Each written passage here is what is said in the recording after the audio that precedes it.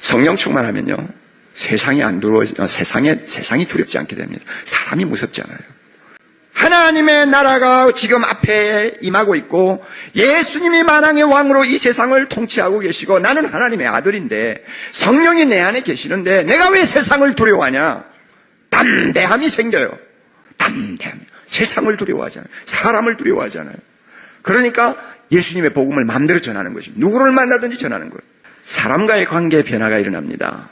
주변에 있는 어려움을 당하는 사람, 고통하는 사람, 우는 사람, 전에는 그냥 무관심하게 넘어갔을지도 모르고 그저 잠깐 어떤 동정을 했을지 모르지만 이제 성령 충만하고 보니까 예수님이 사람을 볼 때 불쌍히 여기는 그 마음이 자기 마음이 되어버렸어요. 그래서 가난한 자를 보든지 고통당하는 자를 보든지 항상 내 고통처럼 느끼고 기도해주고 관심을 갖게 되고 그들을 도와주려고 하는 마음이 생겨요.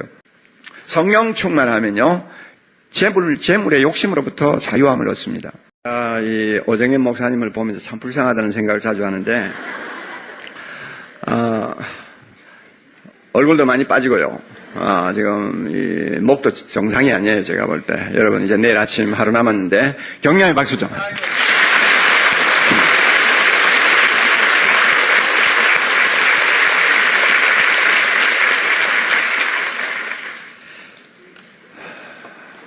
그리고 특세 마치고 나서 새벽마다 나와서 찬양 인도한다는 그것도 안 돼요.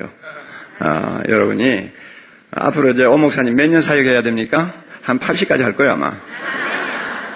80까지 하면 30년 이상 해야 되잖아요, 그죠? 지금부터 저러면 안 돼요. 그러니까 특세 마치고 새벽 기도 이제 매일 할 때는 오 목사님에게 조금 여러분들이 자유를 드려야 돼요. 알겠죠? 그리고 여러분이 나와서 기도해야지. 어린애처럼 나와라 이래가지고 안 돼요. 내가 기도하는 힘도 생겨야지. 그렇죠? 그러니까 꼭 오 목사님 나 찬양 인도를 해줘야만이 기도가 터진다. 그것도 문제란 말이에요. 그러니까 그 CD 제가 들어봤는데 참 좋아요. 안 되면은 아예 CD 가지고 들으면서 기도해요. 그래도 은혜가 돼요. 그래도 은혜가 돼요. 앞으로 목사 될 사람은 반드시 음악을 잘해야 된다. 이게 지금 참 앞으로 큰일 나서 신학교 다니는 학생들 음악의 음치들 아예 목사 될 생각 그만두는 게 좋아요. 정말 기막힌 은사입니다. 할렐루야. 네. 정말 기막힌. 저는 항상 반박자 늦은데 이거는 정확하잖아요.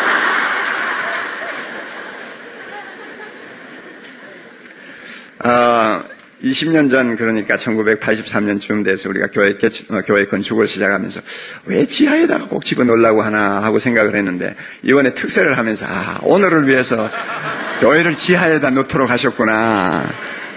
바깥에 별로 안 들리잖아요. 그런데 이런 큰 대중이 지상에서 새벽마다 2시 반부터 고함을 치면 아마 야단 날 거예요, 야단 날 거예요. 그런데 잘 안 들려요. 그래서 참 하나님께서 멀리 내다보시고 은혜를 주셨구나, 이렇게 생각을 했습니다. 제가 25년 할 동안에 한 번도 이런 사건이 없어서 하나님이 좀 답답하셨을 것 같아요. 교회를 지하에다 넣어놓고 왜 이리 잠잠하냐.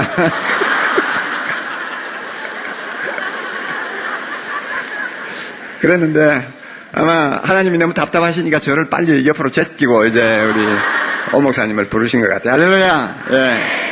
여러분, 오대훈 목사님 오셔서 사도행전 2장을 참 여러 번 언급을 해주셨는데 오늘 제가 이제 다시 한번 좀 마무리를 하겠습니다. 사도행전 2장 1절, 우선 1절부터 4절까지 우리 함께 교독합니다.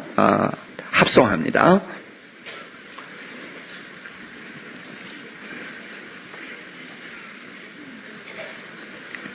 오순절날이 이미 이름에 다같이 오순절날이 이미 이름에 저희가 다같이 한 곳에 모였더니 호련히 하늘로부터 급하고 강한 바람 같은 소리가 있어 저희 앉은 옷들에 가득하며 불의 여같이 갈라지는 것이 저희에게 보여 각 사람 위에 임하였더니 저희가 다 성령의 충만함을 받고 성령을 받아야지 못하라.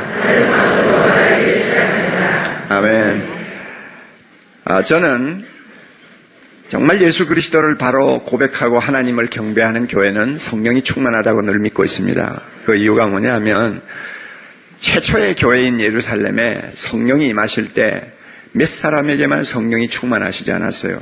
우리가 4절을 보면 저희가 그 다음에 중요한 말 있죠. 뭡니까? 다 한 사람도 빼지 않고 성령의 충만함을 받았다.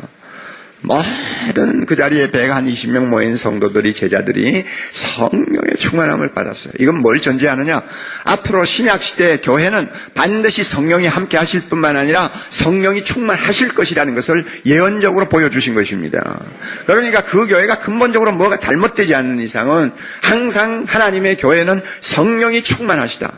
구약시대에 제단 앞에 촛불을 켜놓으면 그 촛불이 은은하게 그 성막이나 성전을 비추듯이 오늘 교회 안에 거하시는 성령은 반드시 그 교회를 충만하게 채우셔서 영광을 받으신다 하는 게 저의 확신입니다. 예. 뭐 어떤 교회는 성령 충만한 이런 증거들이 나타나고 저런 증거들이 나타나고 약간의 뭐 특징들은 있습니다만은 성령이 충만해요. 제가 사랑의 교회 25년 하면서 참 어떤 때는 영적으로 갈증을 느끼고 막 괴로워할 때도 많이 있었지만은, 그러나 제가 분명히 믿는 것은 이것은 주님의 교회예요. 주님의 교회이기 때문에 주님께서 반드시 성령으로 충만케 해주고 계신다 하는 걸 믿었습니다. 그렇지 않다면은 오늘의 사랑의 교회가 존재할 수가 없어요. 사람이 뭘 했나요? 아니죠.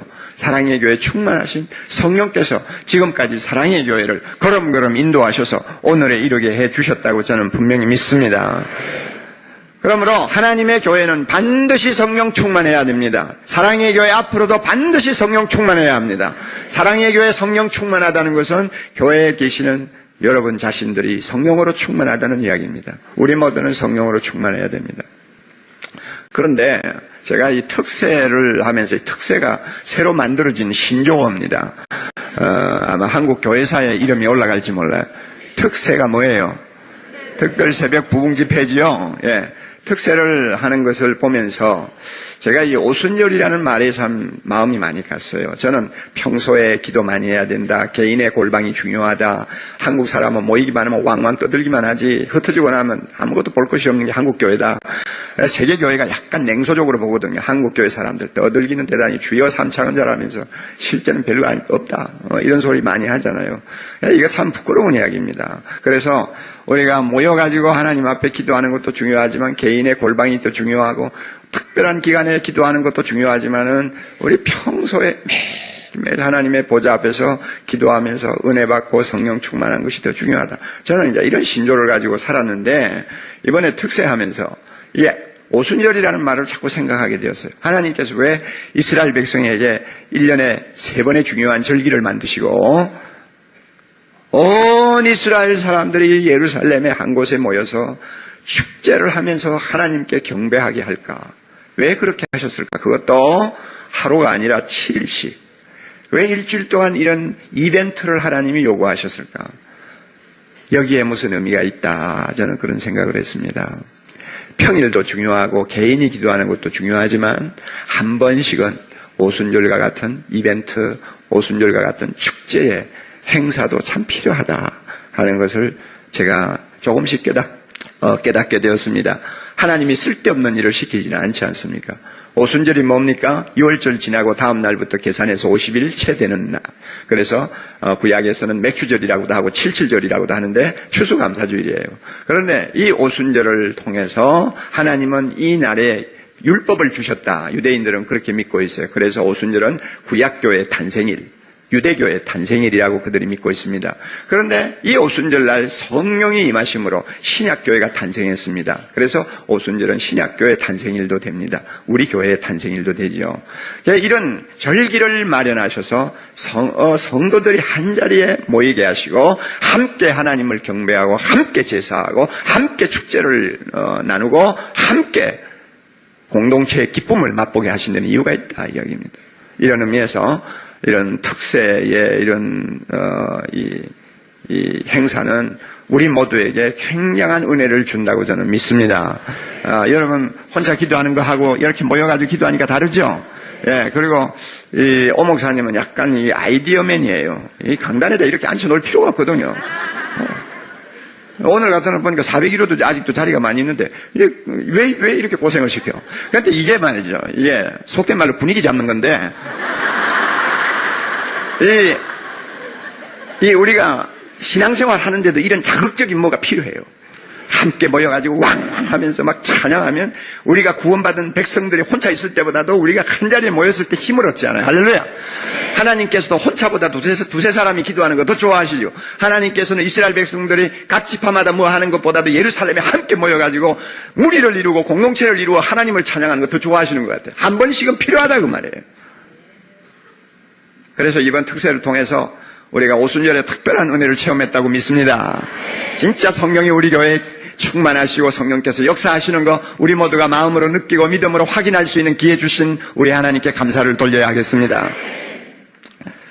자, 우리 모두가 이제 특세를 통해서 참 은혜를 많이 받았어요. 또 성령의 충만한 여러 가지 참 경험들을 여러분이 하시고 계시리라고 보는데 이제 하루만 있으면 마무리를 합니다.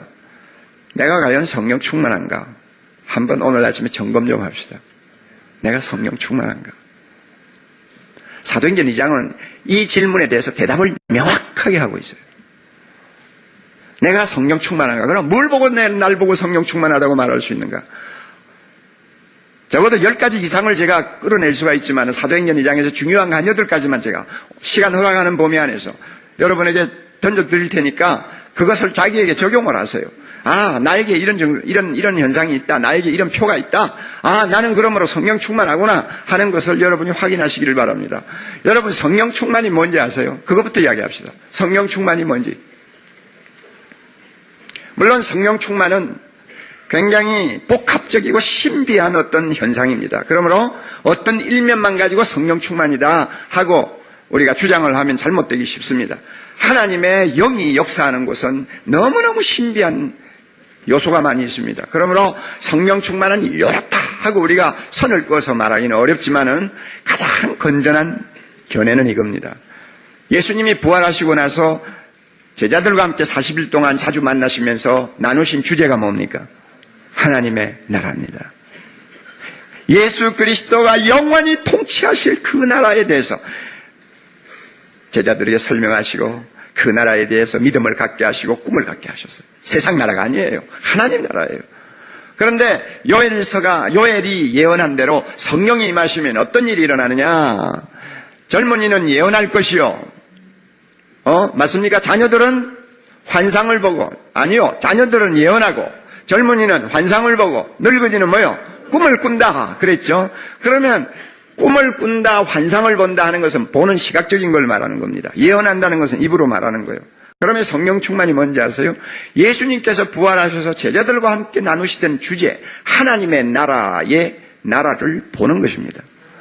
하나님의 나라가 눈에 활짝 열리는 것입니다. 그래서 환상처럼 내 앞에 하나님 나라가 열려요. 그 나라의 꿈을 갖게 돼요. 그 나라의 소망을 갖게 돼요. 그 나라 때문에 그 나라가 완성되어 가는 그 사실을 생각할 때마다 가슴이 뛰어요. 가슴이 뛰어요. 그래서 내가 그 하나님의 나라에 대해서 그 나라를 통치하실 예수님에 대해서 말을 하지 아니하면 견딜 수 없는 어떤 충동을 느껴요. 충만함을 느껴요. 그래서 성령 충만은 하나님 나라에 대한 환상의 충만이고 하나님 나라에 대한 메시지의 충만입니다. 그래서 눈으로 보고 입으로 말하는, 그래서 내가 보고 들은 것을 말하지 아니하면 안 될 만큼 충만함을 느끼는 것이 성령 충만입니다. 하나님 나라를 배제하고 성령 충만은 존재할 수가 없어요. 성령은 하나님 나라를 우리에게 보여줍니다. 여러분에게 이와 같은 은혜가 있을 줄 믿습니다. 내가 시간이 오늘 어떻게 되는지 모르겠는데 우리 그 찬양집에 17장 있잖아요. 어제 후속 집회할 때 많이 불렀던 찬양, 우리 오 목사님 목 아프지만 두 번만 딱 불러주면 좋겠는데, 하나님 나라에 대한 그 꿈을 가지고 우리가 참 눈을 감으나 눈을 뜨나 그 나라가 우리를 흥분시키는 거예요. 그 나라가 다가온다는 사실 때문에 우리가 절망한 자리에서 벌떡벌떡 일어서는 거예요. 그 예수 그리스도가 통치할 나라가 완성될 때 우리가 누릴 그 영광을 생각하면 막 세상의 고생 금방 아무것도 아닌 것처럼 보이는 거예요.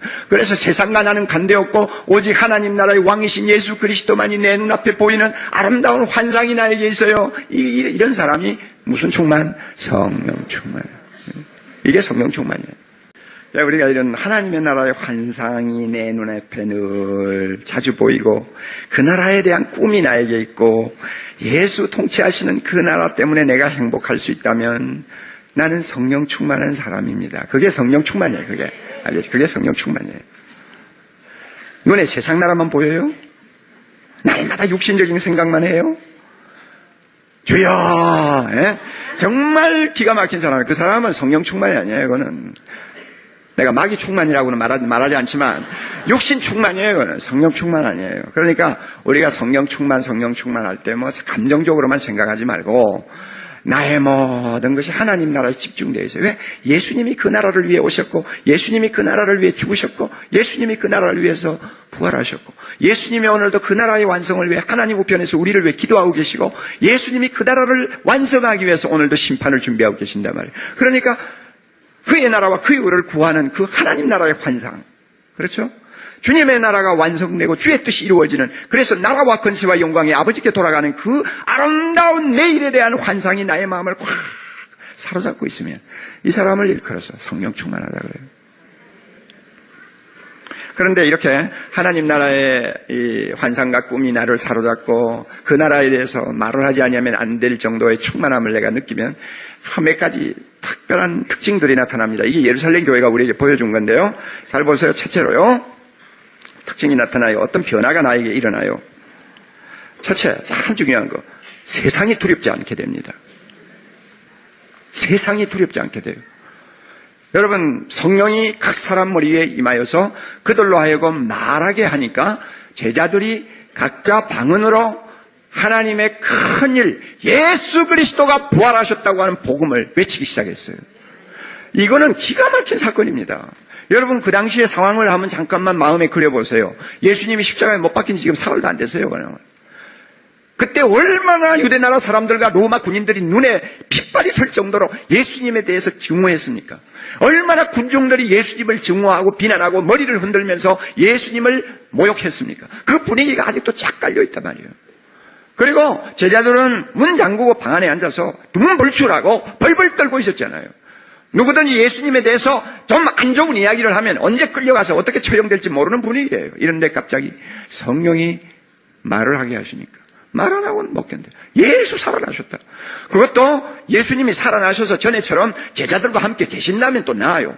죽었던 사람이 살아서 옆에 있으니까 누가 무슨 말을 하겠어요. 그러나 예수님이 대제사장에게 보였어요, 안 보였어요? 안 보였죠. 유대나라 사람들에게 예수님이 실제로 살아나신 모습을 보여주지 않았어요. 그럼에도 불구하고 예수님이 살아나셨다고 소리치면서 증거하기 시작했으니 이거는요, 세상을 두려워하면 절대 할 수 없는 일입니다. 사람을 두려워해서는 절대 할 수 없는 일이에요.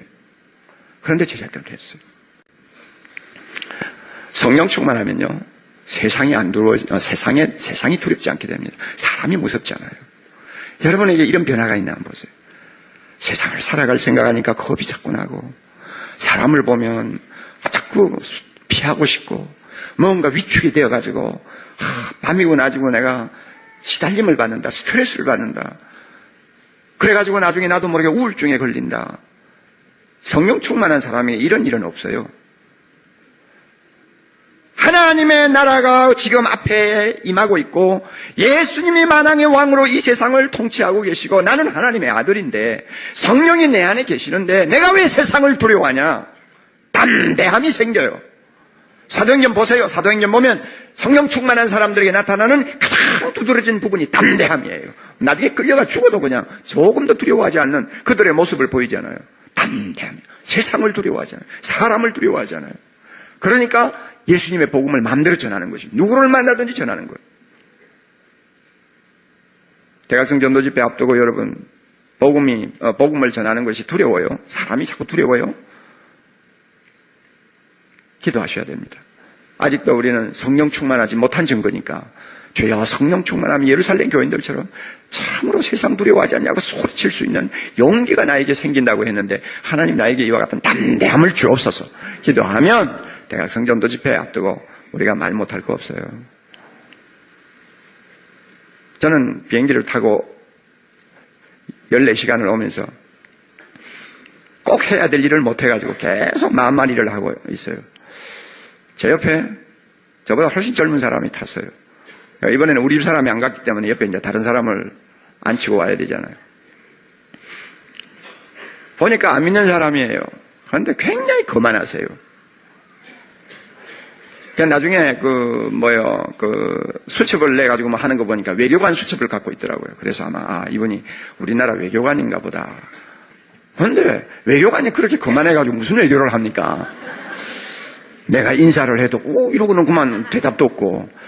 자, 그리고 뭐 자꾸 포도주를 마시는 거 보니까 안 믿는 사람이에요. 나도 마실 수 있었는데 그 사람 때문에 못 마셨죠. 그런데 자꾸 마음에 이 사람에게 전도를 좀 할 수 있어야 되는데 14시간이나 지금 같이 가야 되는, 싫든 좋든 붙어 가야 되는데 전도를 좀 해야 되겠는데 하나님 저에게 좀 전도할 마음을 주세요. 그런데 그만 14시간 동안 한마디도 못하고 내렸어요. 그만한 사람이 자꾸 거슬리는 거예요. 거슬려. 그리고 나는 또 2주간 또 집회를 하고 왔기 때문에 지치지 않아요. 지쳐가지고 피곤하고 말도 하기 싫고.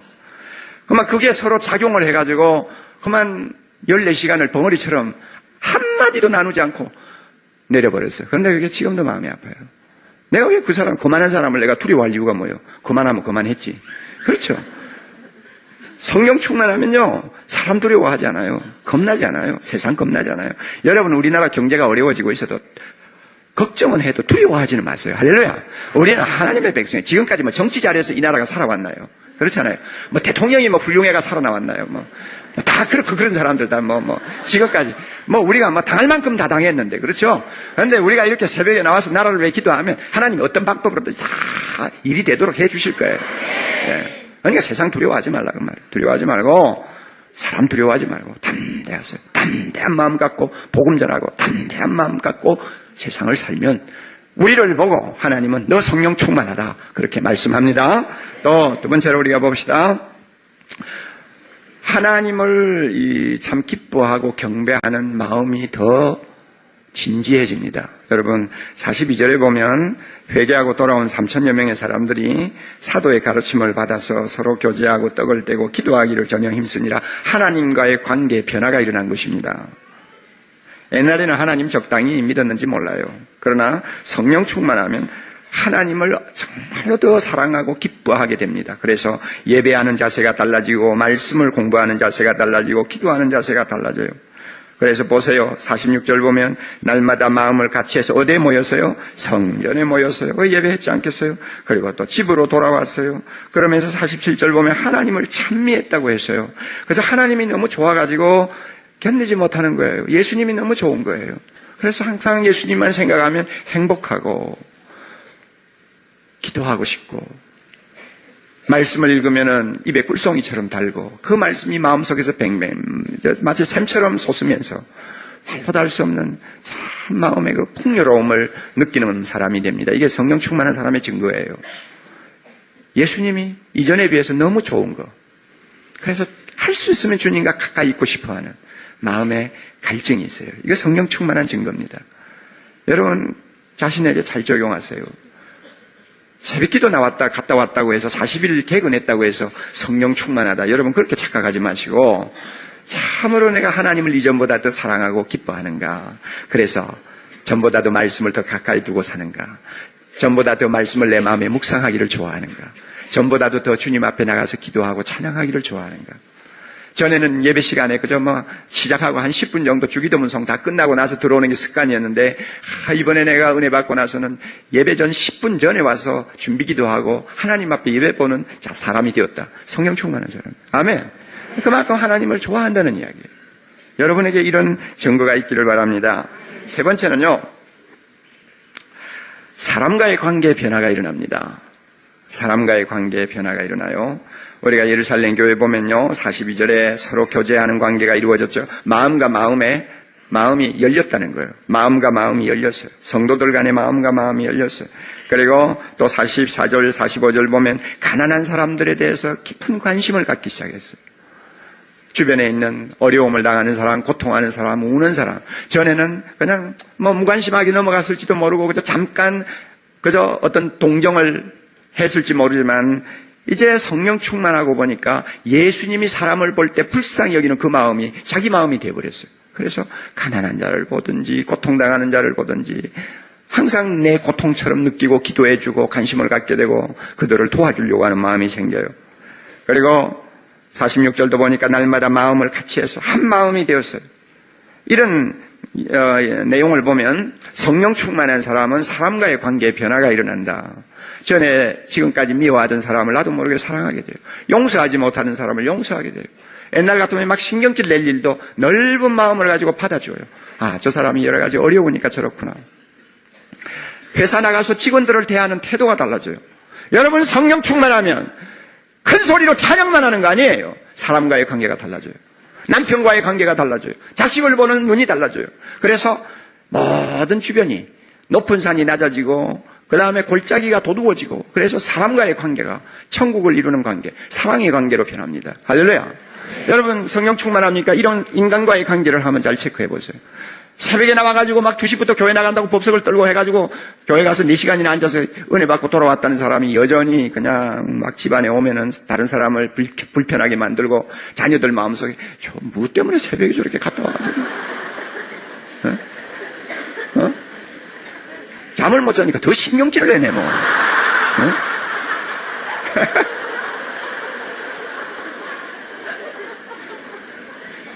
이거 보통 문제가 아닙니다. 보통 심각한 문제가 아니에요. 사람과의 관계가 은혜로 평정되어야 합니다. 이게 성령 충만한 사람의 특징이에요. 여러분, 제가 성경, 구약에 있는 성경 본문 하나 인용할게요. 이사야 58장을 한번 펴보세요.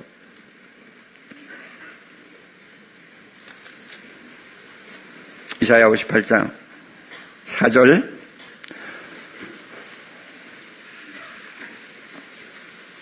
이사야 58장 4절 1038페이지 정도 될 거예요. 거기 보면 보라, 지금 이스라엘 백성이 금식하고 있어요. 보라, 너희가 금식하면서 뭐 하고 있습니까? 지금 다투고 있고 싸우고 있고 또 악한 주먹으로 사람을 치고, 너희의 오늘 금식하는 것은 너희의 목소리로 상달케 하려 하는 것이 아니다. 다시 말하면 너희들이 금식하는 이유는 하나님 앞에 기도를 더 잘하기 위해서, 하나님이 그 기도를 들으시도록 하기 위해 금식하지 않느냐. 그런데 금식하면서 인간관계는 엉망이요. 계속 다투어요. 계속 싸워요. 계속 악한 주먹으로 때려요. 그래서 5절 보세요. 이것이 어찌 나의 기뻐하는 금식이 되겠으며 이것이 어찌 사람이 그 마음을 괴롭게 하는 날이 되겠느냐. 그 머리를 갈대같이 숙이고 굵은 배와 재를 펴는 것을 어찌 금식이라고 하겠으며 여호와께 연락될 날이라 하겠느냐. 보세요. 그 다음에 5절 6절 중요합니다. 나의 기뻐하는 금식은 흉악의 결박을 풀어주며, 전부 인간관계입니다. 잘 보세요. 멍에 줄을 끌어주며 압제당하는 자를 자유케 하며 모든 멍에를 꺾는 것이 아니겠느냐. 또 줄인 자에게 내 식물을 나눠주며 유리하는 빈민을 내 집에 들이며 벗은 자를 보면 입히며 또 내 권력을 피하여 스스로 숨지 아니하는 것이 아니겠느냐. 만약에 이와 같이 인간관계가 진짜 달라지면 8절 그리하면 나같이 내 빛이 아침같이 비칠 것이며 내 치료가 급속할 것이며 내 의가 내 앞에 행하고 여호와의 영광이 내 뒤에 호위하리니 내가 부를 때에는 나 여호와가 응답하겠고 내가 부르짖을 때에는 말하기를 내가 여기 있다 하리라. 할렐루야. 금식을 했는지는 모르지만은 금식을 하면서 하나님 앞에 은혜 받기를 사모했어요. 그런데 금식을 하면서도 인간관계는 여전히 옛날 그대로예요. 그러니까 기도가 상납이 안 되고 하나님에게 연락이 안 되고 문제가 해결이 안 되는 거예요. 성령 충만한 증거는 사람과의 관계의 변화가 일어납니다. 은혜로운 변화가 일어납니다. 여러분, 부부관계, 부모 자식 관계, 직원들과의 관계, 이웃과의 관계 잘 점검하세요. 잘 점검하세요. 그래서 내가 성령 충만하다면 이런 문제들은 이제 내가 스스로 은혜로 해결해야 된다. 그래서 용서하지 못한 자 용서하고, 그저 받아줄 자 받아주고, 함께 울어야 될 자는 함께 울어주고 하는 이런 인간관계가 제대로 여러분 새롭게 변화될 때 그 사람을 일컬어서 성령 충만하다고 그럽니다. 자, 몇 가지 이야기했어요? 3가지, 4가지요. 표적과 기사가 가끔 일어납니다. 예루살렘 교회도 그랬죠. 사람마다 두려워하는데 43절 사도들로 인하여 기사와 표적이 많이 나타나니, 성령 충만한 곳에는 표적과 기사가 자주 가끔 일어납니다. 아마 앞으로 이제 여러분이 참 오정현 목사님을 중심으로 해서 은혜 받고 또 기도 많이 하고 찬양의 은혜를 받고 이러면서 여러분이 신앙생활을 하면요, 어떨 때는 희한한 일이 가끔 일어날 수 있어요. 하나님이 역사하십니다. 알아요? 병이 낫기도 하고요. 여러 가지 참 여리고성과 같은 암담한 어떤 문제가 기적적으로 참 풀리기도 하고요. 여러 가지 이적과 기사가 일어날 수 있습니다. 이것은 우리가 기대해야 합니다. 왜? 하나님은 능치 못하심이 없습니다. 믿습니까, 여러분? 예, 하나님은 능치 못하심이 없어요. 그러므로 사랑의 교회에 와서 정말로 성령 충만한 자에게 병도 낫고, 사랑의 교회에 와서 정말 성령 충만한 젊은이들에게 직장이 열리고, 정말로 사랑의 교회에 와서 은혜 받은 사람들에게 자기의 어떤 꿈이 이루어져서 하나님께 영광을 돌리는 희한한 일들이 좀 일어나요. 앞으로 계속 일어날 수 있습니다. 여러분, 이거 기대해야 됩니다. 또 5번째로 성령 충만하면요, 재물의 욕심으로부터 자유함을 얻습니다. 사도행전 보니까 가난한 자들을 위해서 자기 재물을 내놓았죠. 44절 45절 보면 모든 물건을 서로 통용했고 자기 재산을 팔아서 다 나눠주고, 자기 것을 어떤 재물을 가지고 내 것이라고 욕심 부리는 사람이 교회 안에 없어졌어요. 다시 말하면 이것은 물질관이 바뀐 것입니다. 돈에 대한 애착에서 자유함을 얻었어요. 제가 볼 때 여러분에게 가장 심각하게 체크해야 될 부분이 이것이 아닌가 생각합니다. 왜냐하면 현대인들은 이 돈이라고 하면 진짜 사족을 못 쓰잖아요. 정말로 이거는 뭐 찬양으로는 하나님 사랑한다고 아무리 떠들어도요, 마음으로는 돈을 너무너무 사랑하세요. 그래서 얼굴들 보면 전부 돈이라고 다 돼 있어요. 예, 여러분, 돈을 딱 써놓고 그 눈 2개만 그리면 얼굴이 돼요. 그런데 돈을 좋아한다는 거하고 사랑한다는 거하고는 달라요. 옥 목사도 돈 좋아합니다. 돈 싫어할 이유가 없잖아요. 그 돈을 가지고 얼마나 하나님의 영광을 위해서 중요한 일을 많이 하는데 돈 싫어할 이유가 뭐 있어요? 그리고 돈을 어느 정도 가졌을 때 인간 대우 받는 것도 사실 아니에요. 또 돈이 있을 때 또 어느 정도 힘을 가지고 선한 일을 할 수 있잖아요. 돈을 미워할 필요가 없어요. 그러나 돈의 마음이 노예가 되는 것만은 우리가 피해야 돼요. 돈. 여러분, 이번 특세하면서 여러분에게 일어난 변화 가운데 돈에 대한 어떤 여러분의 애착이 자기도 모르게 없어졌다. 그러면은 그 사람 진짜 성령 충만한 사람입니다. 할렐루야. 진짜 그래요, 진짜. 진짜요, 그는. 진짜요. 우리 교회 성도들 헌금도 잘 하시고요. 참 정말로 돈에 대해서도 성경적으로 신앙적으로 청지기가 바로 되어보려고 참 애쓰는 분들 많아요. 너무너무 그런 분들이 많으니까 제가 이런 이야기 하는 거 이상하지만, 그러나 다시 제가 말씀드립니다. 돈에 대해서 지나친 애착감이 있어요. 탐욕이 있어요. 그거 안 돼요. 성령 충만한 사람 아니에요. 성령은 절대 그런 사람 그대로 두지 않아요. 성령이 어떤 때는 얼마나 무서운지 아세요? 하나님이 정말 사랑하는 사람이 돈의 노예가 되어가지고 끝까지 회개 안 하면요, 가졌던 거 싹 빼앗아 가버려요. 하루아침에 없어져요. 하루아침에. 돈을 잃더라도 사람을 살리겠다 하는 것이 하나님의 마음이에요. 맞아요, 안 맞아요? 맞죠? 예, 맞죠. 이게 하나님의 마음이에요. 그러므로 여러분, 돈을 열심히 버세요. 또 돈을 벌기 위해서 공부도 많이 하세요. 또 돈을 벌기 위해서 여러분이 아침부터 저녁까지 열심히 뛰세요. 회사 가가지고 아니면 직장에 가가지고 나는 특세 다니면서 은혜 받았다가 성경 펴놓고 정성 맞게 이러지 말고 열심히 뛰어야 할 때는 뛰라 그 말이에요. 맞았어요? 안 맞아요? 예, 세상 사람에게 뒤져서는 안 돼요. 그래서 하나님이 주시면 또 받고요. 그러나 마음은 돈으로부터 자유해야 합니다. 그래, 돈으로부터 자유하면 하나님이 나에게 왜 재물을 주셨는가 하는 문제를 놓고 기도하게 되고, 하나님이 기뻐하시는 일을 위해 쓰라 하면은 주저하지 아니하고 쓸 수 있는 자유함을 누리게 됩니다. 할렐루야. 여러분, 이런 사람 되시기 바랍니다. 지금까지 상당히 생활 수준이 좋은데도 헌금을 너무 적게 하신 분, 그런데 놀랍게도 이번에 특세에 개근을 하셨다고 하면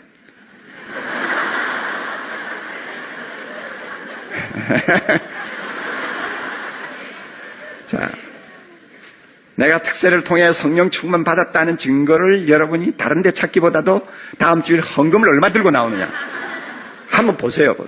11조 안 하던 분이, 참 내가 그동안 도둑질 많이 했구나. 이렇게 생각하고 하나님 앞에 기쁨으로 11조 내고 나니까 너무너무 기분 좋은 거예요. 할렐루야, 여러분요.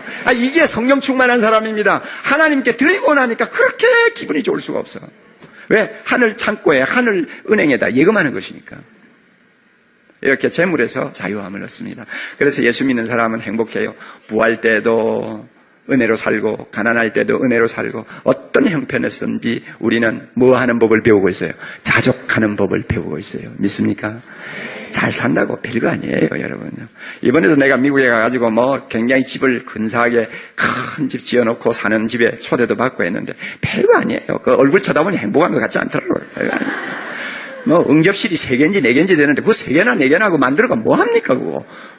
아침에는 이 응접실에 앉고 점심때는 저 응접실에 앉고 그럽니까. 그거 괜히 청소한다고 고생만 잔뜩 하고 말이죠. 그럴 필요가 없는 거예요. 그럴 필요가 없는 거예요. 그래서 적당히 살면 돼요. 그러나 하나님이 큰 집 주시면 또 하나님이 큰 집 주시니 감사합니다 하고 사는 거고, 작은 집 주시면 작은 집 가서 또 감사합니다 하면 되는 거예요. 그렇잖아요. 예, 우리가 이렇게 물질에 대해서 초연하면 우리 행복해집니다. 이런 사람이 성령 충만한 사람이에요. 그 다음에 6번째로요. 성령 충만한 사람의 특징 가운데 하나가 기쁨이에요.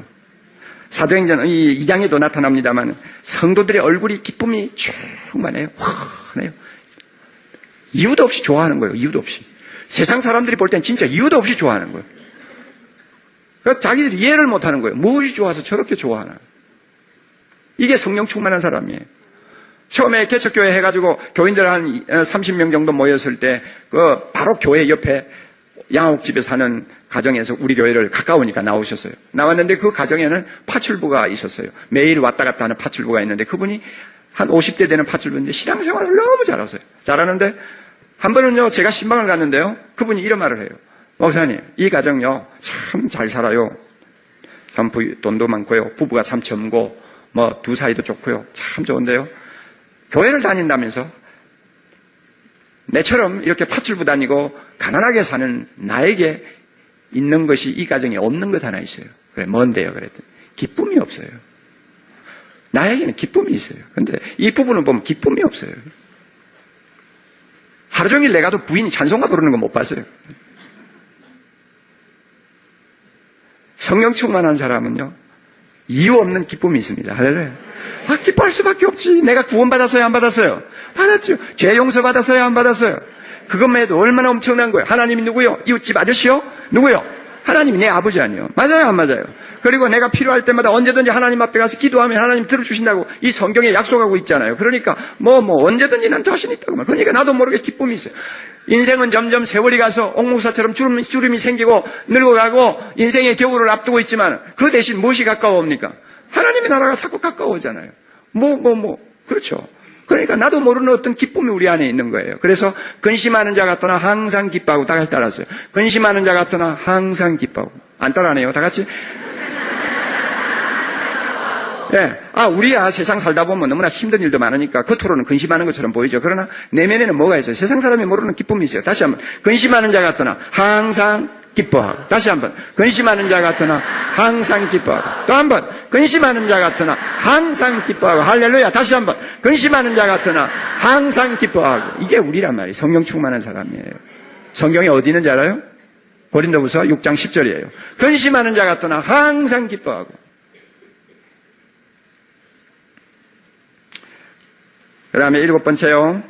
성령 충만하면 주변의 평판이 좋아집니다. 내 주변에 있는 사람들로부터 칭찬도 듣고요. 또 좋은 소리도 많이 듣습니다. 예루살렘 교회 보면은 주변의 사람들로부터 칭송을 받았다 하는 말이 나오죠. 마지막에 가면. 그래서 온 백성에게 칭송을 받으니 47절. 제가 가만히 보니까 그런 것 같아요. 기도 많이 하는 사람이 칭찬을 받는 게 아니라 성령 충만한 사람이 칭찬을 받아요. 네. 우리나라 교인들 기도 많이 하는 편이에요. 새벽에 이렇게 열심히 나와 기도하는 나라가 없어요. 솔직히 없어요.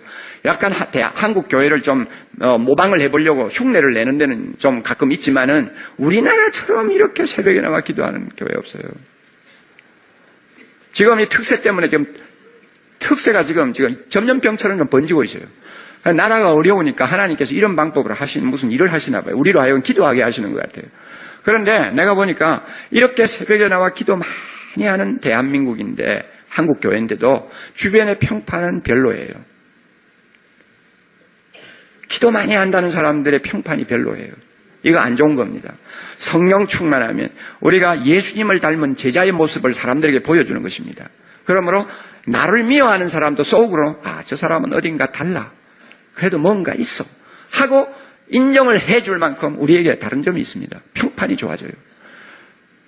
그런데 여러분이 회사에 가서도 저거 뭐 날마다 성경 보고 교회 뛰어다니지 행편없어 저거. 이런 소리를 우리가 듣는다면 이건 심각한 문제예요. 자, 끝으로요. 성령 충만하면 그 성령 충만한 사람들이 다니는 교회는 지속적으로 성장합니다. 부흥합니다. 예루살렘 교회도 보니까 구원받는 사람을 날마다 더하게 하시니라 47절 끝에 있죠. 여러분, 제가 볼 때 이 특세 때문에 사랑의 교회에 이제 큰 몸살을 치르게 생겼어요. 왜냐하면 여러분들이 다 성령 충만하면 이번 대학생 전도 집회 다음 주 오잖아요. 자꾸 사람들을 전도하고 나올 거란 말이에요. 부흥하게 돼 있어요. 자꾸 그 억지로 사람들 끌어다가 앉히려고 할 필요가 없어요. 자연히 부흥하게 돼 있어요. 그래서 이거 앞으로 이제 우리가 이거 공간이 좁아서 어떻게 할 것인지 이제 진짜 기도 제목이 나와야 될 것 같아요. 그런데 하나님은 항상 우리에게 지경을 넓혀 주셨습니다. 지난 25년 동안 지경을 넓혀 주셨어요. 이 교회 지을 때 와가지고 어떤 사람은 5,000명이 맥시멈입니다 그랬는데 지금 23,000명, 4,000명 모여도 지금 해내지 않아요. 그렇죠? 그러니까 하나님께서 어떤 방법으로 앞으로 인도하실지 몰라요. 그러나 분명한 것은 아무리 교회당이 좁아도 교회는 부흥해야 됩니다. 할렐루야! 우리를 통해서 점점 교회는 왕성해야 됩니다. 성령 충만한 증거입니다. 성령 충만한 증거. 자, 여러분 오늘 정리하고 끝냅시다. 첫째, 자, 제가 성령 충만이 뭐냐? 하나님 나라의 환상과 꿈, 하나님 나라의 참 복음에 대한 가슴의 열정, 그래서 눈으로 보고 입으로 말하고 하는 그런 독특한 현상이라고 제가 설명을 했는데요. 이런 독특한 성령 충만의 현상을 우리가 갖고 있으면 몇 가지 두드러지는 특징을 예루살렘 교회로부터 배울 수 있다고 했습니다. 첫째는 뭐요? 네, 세상이 두렵지 않습니다. 그래서 복음을 담대하게 전하게 됩니다. 둘째는 뭡니까? 하나님을 더 기뻐하고 찬양하게 됩니다. 하나님이 더 좋아진다 그 말이에요. 하나님이 더 좋아진다. 그 다음에 세 번째는 뭐요? 사람과의 관계에 변화가 일어난다고 그랬죠? 틀림없습니다. 네 번째는 뭐요? 표적과 기사가 때때로 일어나는 거 우리가 봅니다. 다섯 번째 뭡니까? 재물로부터 자유합니다. 재물의 욕심으로부터 자유합니다. 자유해요. 그 다음에 여섯 번째 뭐요? 기쁨이 있습니다. 세상이 모르는 기쁨이 있습니다. 그 다음에 주변의 평판이 달라지고 교회가 부흥하고. 할렐루야. 제가 한 7가지, 8가지 여러분에게 말씀을 드렸는데 이걸 놓고 자신에게 딱 적용해 보세요. 한 5가지 정도는 여러분이 스스로 적용을 하면서 이거 보니까 특세를 통해서 내가 성령 충만 받았구나. 나는 성령 충만한 사람이 되었구나. 하나님 감사합니다. 하면서 내일 마무리를 해야 됩니다. 아멘. 이런 은혜가 있기를 바랍니다. 한 사람도 성령 충만해서 제외된 사람 없기를 바랍니다. 우리 하나님께서 우리를 성령으로 충만하셔서 영광을 영원토록 받으시는 아름다운 축복이 있기를 바랍니다. 기도하십시다.